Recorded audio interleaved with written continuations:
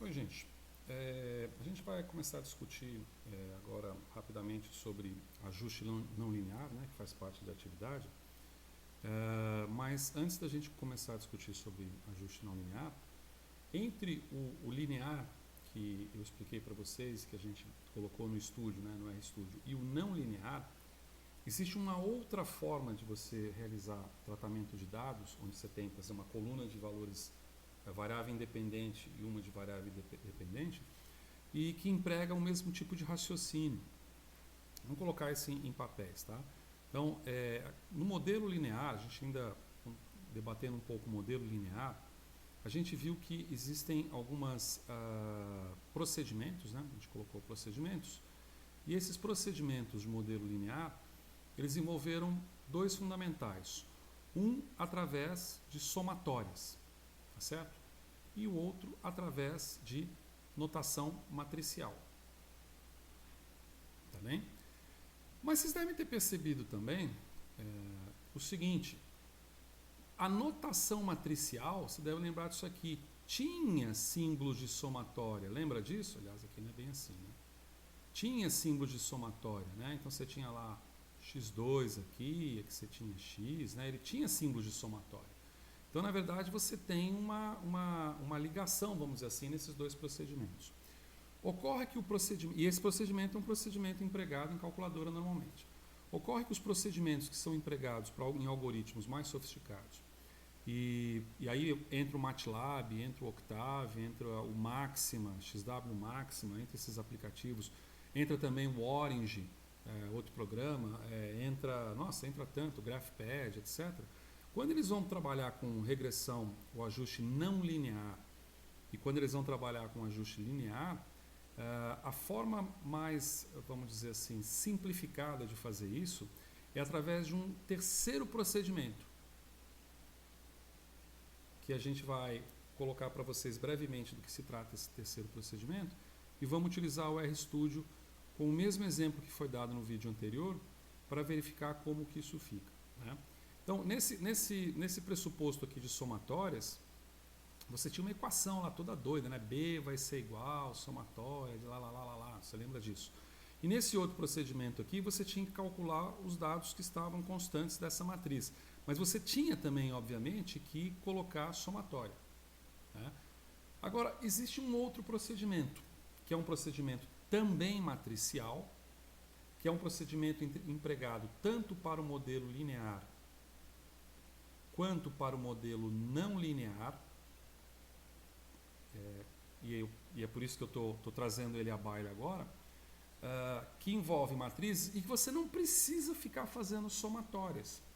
Tá? Você não precisa fazer x ao quadrado, x vezes y, lembra? Tinha um negócio assim, ó, x vezes, daqui era x ao, aqui acho que era x vezes y, né? Bom, agora já não me lembro, dá uma olhada lá. Tá? Tem um padrão aqui. Tá? E que serve tanto para um modelo quanto para o outro. E ele tem uma simplificação no sentido de se poder utilizar pesos, né? Ou seja, se você ajuste chamado ponderado, que é o que a gente vai trabalhar bem na atividade nessa próxima atividade, nesse próximo encontro nosso, videoconferência, que assim, quando você quer fazer, por exemplo, um ajuste qualquer, linear ou não linear, mas você não quer pegar todos os dados. Ou você quer pegar todos os dados, mas você quer colocar pesos, de tal forma que os primeiros tem pouca influência, ou os últimos tenham mais influência, como foram alguns trabalhos de cinética que a gente mostrou, ou não, você tem o seu, por exemplo, os valores da variável dependente que você obteve lá na bancada, e você tem um desvio padrão associado. E tem pontos ali que tem um alto desvio padrão, tem pontos que tem um baixo desvio padrão. Então a ideia é de um procedimento mais geral, que os algoritmos de programas autorais ou programas de distribuição livre utilizam quando vão fazer ajuste linear e não linear, e que você não vai encontrar em calculadora, porque eles exigem, obviamente, a notação matricial que algumas poucas calculadoras têm. A HP, por exemplo, tem umas poucas, a Texas tem umas poucas, só para exemplificar. Tá?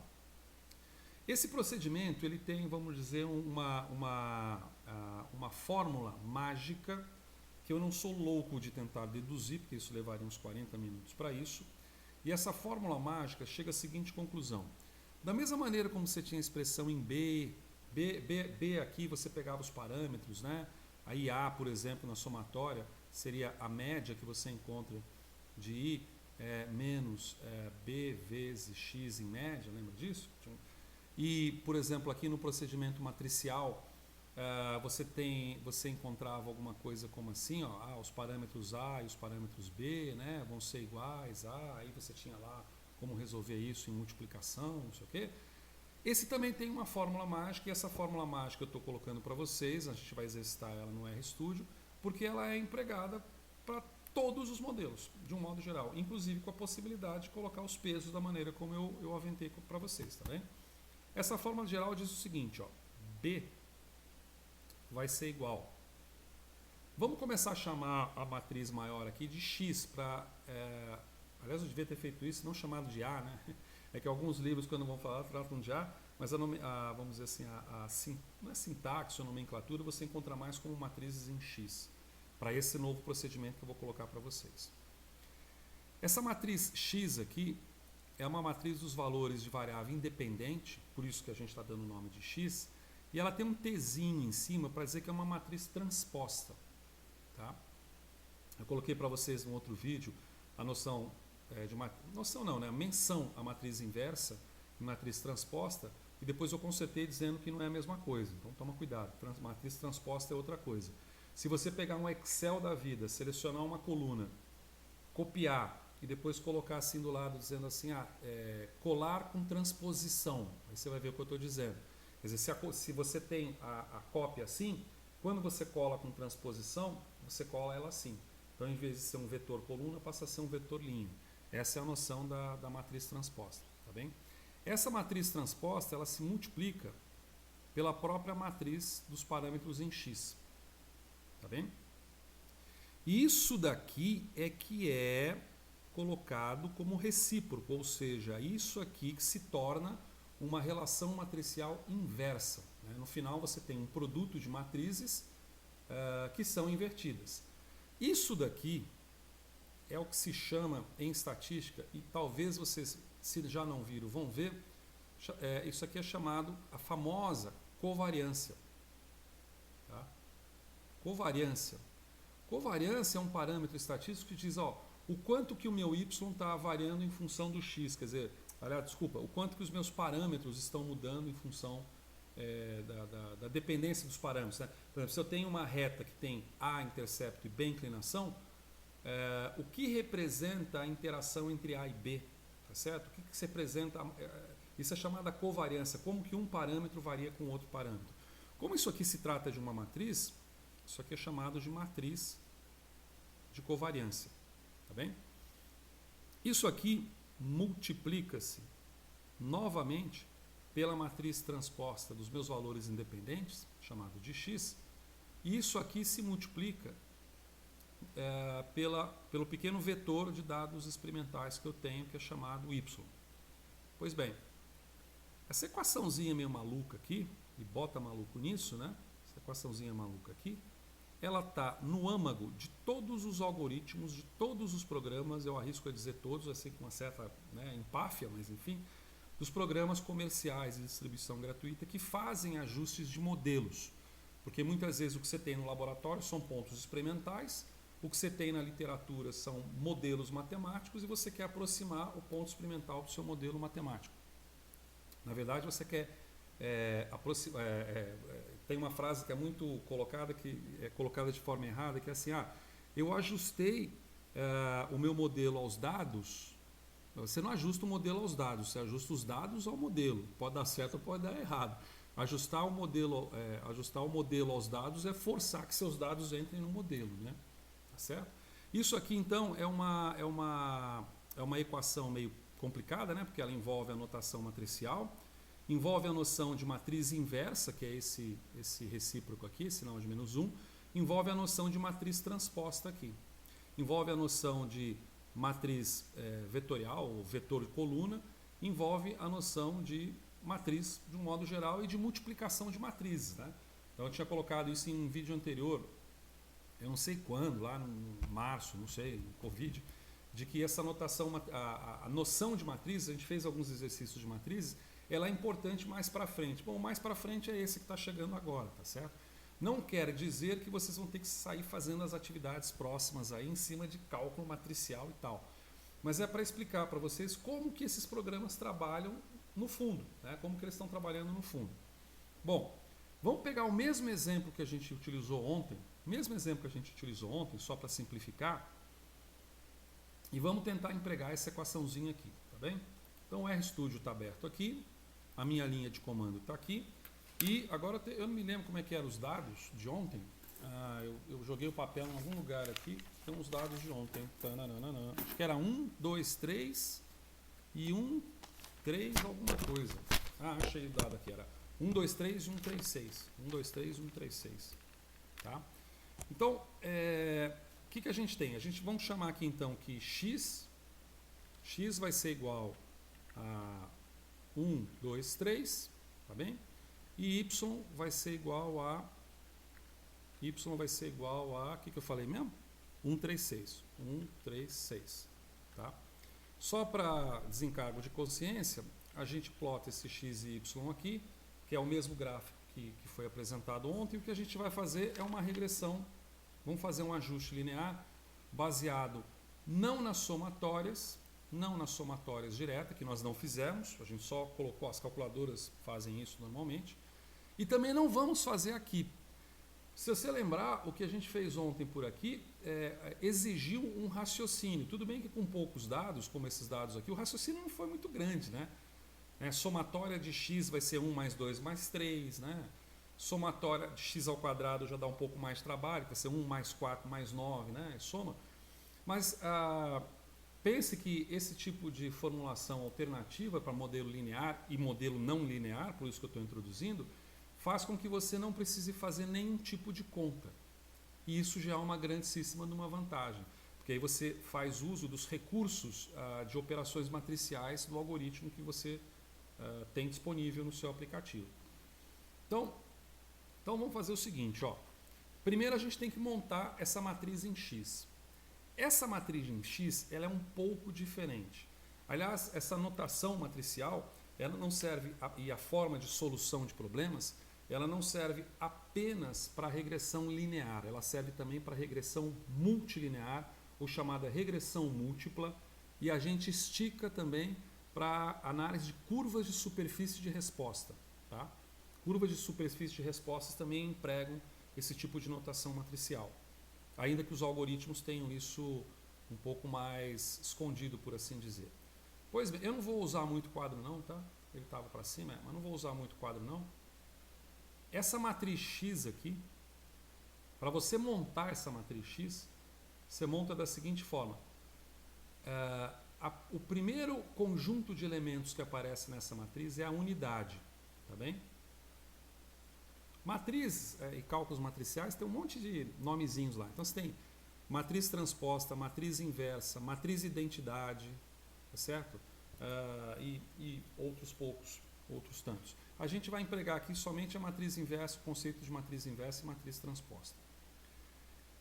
A gente coloca sempre a unidade, tá? nessa primeira coluna da matriz, e depois você coloca os seus valores. Então, eu vou colocar aqui, ó, x1, x2, x3, x4, por exemplo, tá bem? Vai desse jeito, só isso. Isso aqui é a tua matriz, x. A tua matriz y são seus valores de y. Aí já ficou mais fácil, né? y1, y2, y3. Montando isso daqui no algoritmo, no nosso caso aqui no RStudio, a gente fecha o modelo não linear, ou uma análise de modelo linear e multilinear também, utilizando um procedimento bem mais simplificado, como vocês vão ver. A diferença que você tem por um modelo não linear, desculpa, por um modelo multilinear, então vamos colocar aqui isso aqui. Como é que eu coloco isso daqui? Vamos colocar assim, ó. Aqui você tem um modelo linear. Agora vamos dizer que você está com aqueles problemas que são clássicos, por exemplo, na área agronômica, em que você varia uma série de, ou mesmo na área pecuária, em que você varia, ambiental, né, de modo geral, você varia uma série de parâmetros e analisa apenas uma resposta. Então você varia a temperatura, ou varia a inclinação de solo, varia o tipo de adubo, varia o tipo de biofertilizante, biopesticida, alguma coisa dessa natureza. Então aí você teria assim, ó, X1, X2, ficou feia essa sequência aqui, né? Você teria X1, X2, X3, X4, e aqui você teria alguma coisa como Z1, Z2, Z3, Z4, e aqui você teria, sei lá, W1, W2, W3, W4, e assim sucessivamente. Sendo que cada parâmetro que aqui, ó, X, Y e W, na verdade são variáveis independentes. Por exemplo, na área da bioquímica é muito comum você fazer um experimento que você quer variar pH, temperatura, concentração de sal. E nesses estudos em que você faz um preâmbulo estatístico na forma de um delineamento inteiramente casualizado, em blocos casualizados, essas coisas, ou então análise fatorial, né, um delineamento fatorial, mais comum, fatorial, o que eu falei é mais confuso, fatorial. Você, por exemplo, varia, vamos dizer assim, um valor de pH alto e um valor de pH baixo, um valor de temperatura alta e um valor de temperatura baixa, um valor de sal alto e um valor de sal baixo. Então você tem aí um fatorial, um instrumento fatorial 2 a 3, por exemplo, tá certo? Então essas variações X, Z e W, elas se referem a isso, você monta a matriz desse jeito, tá bem? Então, como é que a gente vai fazer isso aqui no R? Bom, a gente vai fazer no R da seguinte forma, a gente colocou os parâmetros. Então a primeira coisa que a gente tem que fazer agora é definir a nossa matriz X.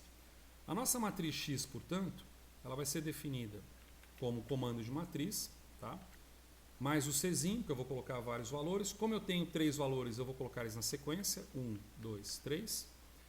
E agora eu vou colocar a unidade, lembra da unidade? E agora eu vou colocar os valores que eu desejo. Então, 1, 2, 3. Esses são os valores que eu tenho. E aí eu vou colocar o número de linhas, nrow, o número de linhas, como sendo igual ao número de linhas que eu quero. Eu não tenho 3 valores em X, então eu quero 3 linhas, tá bem? Se eu só fizer isso, testar, eu já tenho a minha matriz que eu desejo, tá vendo? Então eu tenho a unidade colocada aqui sempre do lado esquerdo, e o meu X. Se eu tivesse um outro parâmetro, eu colocaria na sequência do lado direito desse, tá certo? E o meu Y aqui também tem que ser uma matriz, e essa matriz ela vai ser representada pelos valores 1, 3, 6. Tá? E essa matriz, eu vou dizer que nrow aqui, o número de linhas, né? Row é linhas, eu quero 3 linhas também. Então, consequentemente, se eu fizer y aqui, eu tenho isso daqui. Qual o cálculo prévio que eu preciso fazer? Nenhum. Eu não preciso agora fazer somatórias nem nada. Eu venho aqui nessa equação e tento repeti-la. Então vamos fazer o seguinte, ó.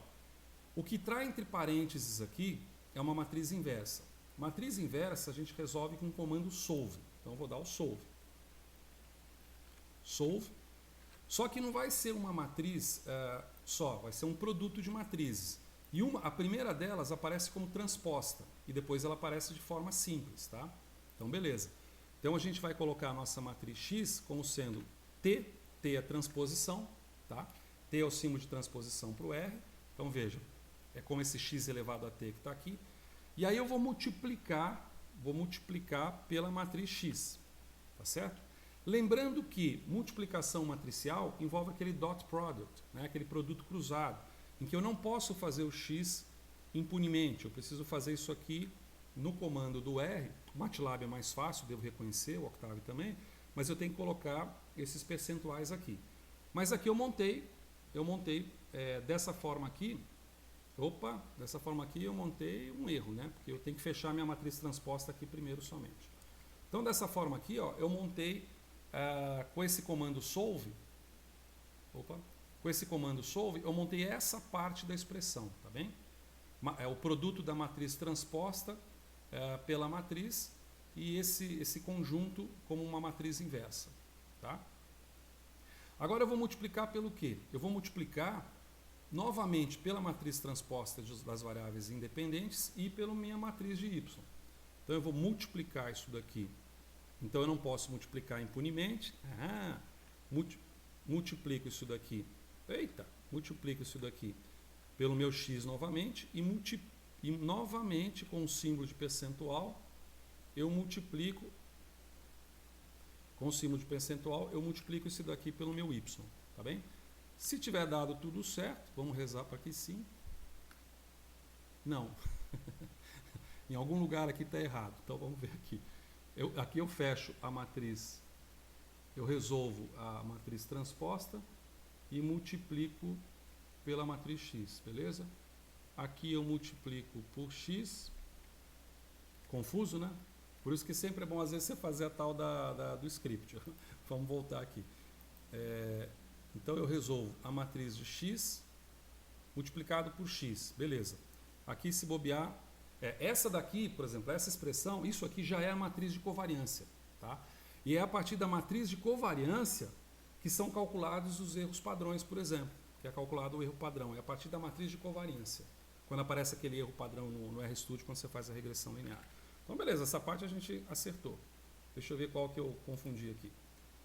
Vezes, tá, eu esqueci de fazer, já sei qual que foi o erro. Ó. Na verdade, essa matriz aqui, ela é a matriz transposta, né? É a matriz transposta. Agora eu dou Enter, olha o resultado. Se você pegar no vídeo de ontem, esse resultado é o mesmo resultado que a gente obteve no vídeo de ontem, tá certo? Só que no vídeo de ontem a gente teve que calcular a somatória disso, mesmo empregando notação matricial, a gente teve que calcular a somatória. Dessa vez a gente não precisou calcular nada. A gente só ficou ficar esperto esse sinal de percentual aí e o sinal de multiplicação, essas estrelinhas todas, né? Mais uma vez a força do script, né? Você testa antes, etc e tal. Então, essa forma, esse procedimento, eu estou colocando para vocês como uma introdução de como se resolve a solução